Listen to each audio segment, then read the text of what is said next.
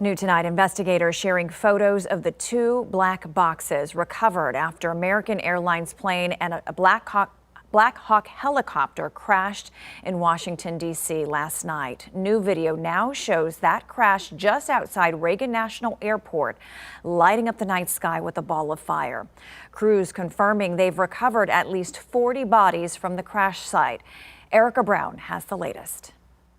Recovery crews spent all day Thursday combing the Potomac River, searching for the remains of those lost in the horrific collision just short of the runway at Reagan National Airport. At this point, we don't believe there are any survivors from this accident. Officials say there were 64 people on board the American Airlines regional jet from Wichita, Kansas, and 3 on the U.S. Army Black Hawk helicopter when they slammed into each other as the jet was preparing to land just before 9 Wednesday night.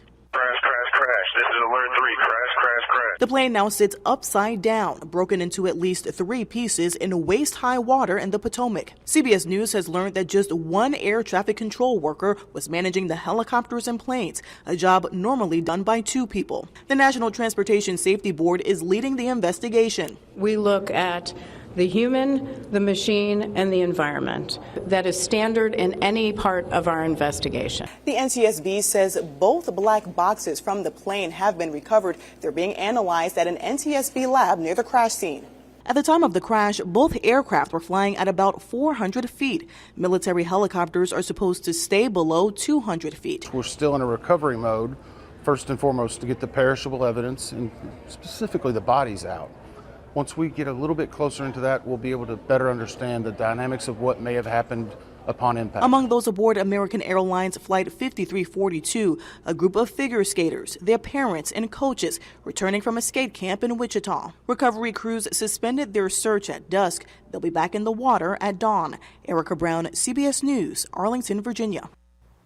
Officials with the San Antonio International Airport issued a statement after the crash expressing their sympathy and support.